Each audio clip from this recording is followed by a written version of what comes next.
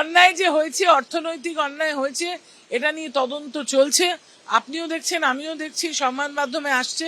কিন্তু সেই অর্থনৈতিক যে তদন্ত চলছে, তছরূপের তদন্ত, এয়ারলাইন্সকে দেওয়ার তদন্ত, বাড়িটা নিয়ে তদন্ত, বা বিভিন্ন যে আরো অনৈতিক কাজকর্ম হয়েছে, এটা যেহেতু সাবজুডিস ম্যাটার, সুতরাং এটা কোর্ট এবং তদন্ত সংস্থা দেখবে।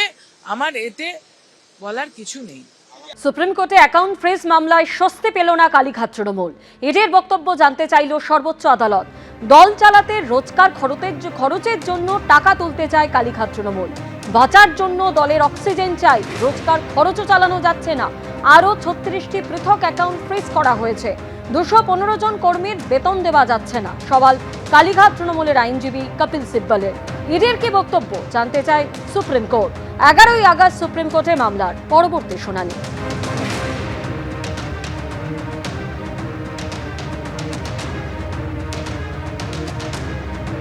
তৃণমূলের তহবিল নিয়ে যে আর্থিক তছরূপ হয়েছে তার তদন্ত চলছে। বিষয়টি আদালতে বিচারাধীন। প্রতিক্রিয়া এনসিপিআই যোগ দেওয়া তৃণমূল ত্যাগী সাংসদ কাকলি ঘোষ দস্তিদারে। দেখুন, অন্যায় যে হয়েছে, অর্থনৈতিক অন্যায় হয়েছে, এটা নিয়ে তদন্ত চলছে। আপনিও দেখছেন, আমিও দেখছি, সংবাদ মাধ্যমে আসছে। কিন্তু সেই অর্থনৈতিক যে তদন্ত চলছে, তছরূপের তদন্ত, এয়ারলাইন্সকে দেওয়ার তদন্ত, বাড়িটা নিয়ে তদন্ত, বা বিভিন্ন যে আরো অনৈতিক কাজকর্ম হয়েছে, এটা যেহেতু সাবজুডিস ম্যাটার, সুতরাং এটা কোর্ট এবং তদন্ত সংস্থা দেখবে। আমার এতে বলার কিছু নেই। যা কুকীর্তি করেছেন, যে কোনো সময় কিছু ঘটে যেতে পারে, হয়তো পালাতে চাইছেন। আয়ুষ্মান ভারত প্রকল্পের ব্যবস্থা করে দেব, আর ডায়মন্ড হারবারে তো ভালো হাসপাতাল আছে। অভিষেক বন্দ্যোপাধ্যায়ের বিদেশ যাত্রার আবেদন নিয়ে কটাক্ষ পুরমঞ্চে।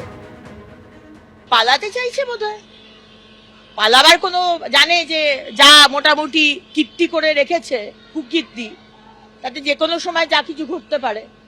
আমি জানি না উনি কেন এত রয়েছে। আমরা তো বলেছি আয়ুষ্মান ভারত ব্যবস্থা করে দেবো, তার যদি টাকা পয়সার অভাব থাকে। সিস্টেমেরও অভাব নেই। ডায়মন্ড হারবার মডেলে তো ভালো সরকারি হাসপাতাল আছে। একটা বেড শেয়ারও করতে হবে না। এখন আমাদের মতো মানুষদের বেড শেয়ার করতে হয়, একটা বেডের মধ্যে 2 জন পেশেন্ট থাকে। ওনার জন্য আমি গ্যারান্টি দিচ্ছি একটা সিঙ্গেল বেড দেবো, ভালো ডাক্তার দেবো, কোনো 2 নম্বরই ওষুধও হবে না। ওনার সেবাশ্রয় গিয়ে অ্যালোপ্যাথি ওষুধ দিয়েছে, হোমিওপ্যাথি ডাক্তার পাটা কেটে বাদ দিতে হয়েছে, ওনার ক্ষেত্রে সেটাও হবে না। আমরা সমস্ত ভালোভাবে চিকিৎসা করার দায়িত্ব নিচ্ছি। ওনাকে California, loss Angeles, Dubai, Uzbekistan, ওনার ওই টুলু মণ্ডলের মতো সুইজারল্যান্ড যেতে হবে না। আমরা তো বলছি তিনি যুবরাজ বলে কথা, এমনি সেমনি ব্যক্তি নয়, তার দায়িত্ব আমাদের। এটিও সম্পূর্ণ সুপ্রিম কোর্ট আইনের বিষয়।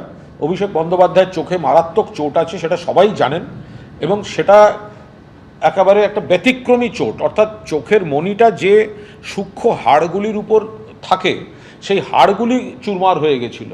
ফলে সেই জায়গাটায় যে একটা বড়সড় সমস্যা আছে, এবং যে কোনো জায়গায় মানে এর সাধারণ চিকিৎসা মানে অসম্ভব ব্যাপার। তো সেখানে তার নিশ্চয়ই তার চোখের চিকিৎসা করার তিনি আদালতে তার অনুরোধ রেখেছেন, প্রার্থনা রেখেছেন। এবার আদালত কি বলবেন, এটা সম্পূর্ণ একটি আইনি বিষয়, কোনো মন্তব্য করব না। চিকিৎসার জন্য বিদেশ যাওয়ার আর্জি অভিষেক বন্দ্যোপাধ্যায়। হাইকোর্টে যেতে বলল সুপ্রিম কোর্ট। হাইকোর্টে মামলা ফেরত পাঠালো সুপ্রিম কোর্ট। 1 সপ্তাহের মধ্যে হাইকোর্টকে মামলা শুনতে বলল সর্বোচ্চ আদালত। চোখের চিকিৎসার জন্য বিদেশ যেতে চান অভিষেক বন্দ্যোপাধ্যায়। মহিলা চিকিৎসককে ধর্ষণ খুনের তদন্তে আরজিকর মেডিকেলের তদন্তকারী দল ঘটনাস্থল পরিদর্শনের জন্য পৌঁছলো সিবিআই এর সিট। সরাসরি এই মুহূর্তে আমাদের সঙ্গে আমাদের প্রতিনিধি আবির দত্ত আমাদের সঙ্গে রয়েছেন। আবির, সিবিআই এর তদন্তকারী দল আরজিকরে পৌঁছেছেন, তারা এই মুহূর্তে কি করছেন, কাদের কাদের সঙ্গে কথা বললেন তারা?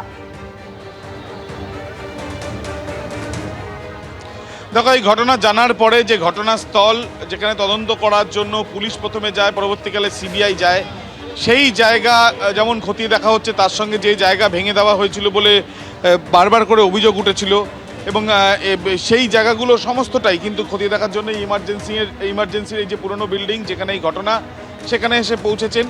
এবং যেটা আমরা দেখছি যে এসআইটির যে 3 সদস্যের দল, সেখানে Seema Pahuja, additional superintendent of police, যিনি তদন্তকারী আধিকারিকও বটে, তিনি, এছাড়াও জয়েন্ট ডিরেক্টর অনুরাগ কুমার তিনি রয়েছেন, এবং মনীষ উপাধ্যায় যিনি এই এসআইটির অন্যতম সদস্য, ডিএসপি র্যাঙ্কের অফিসার।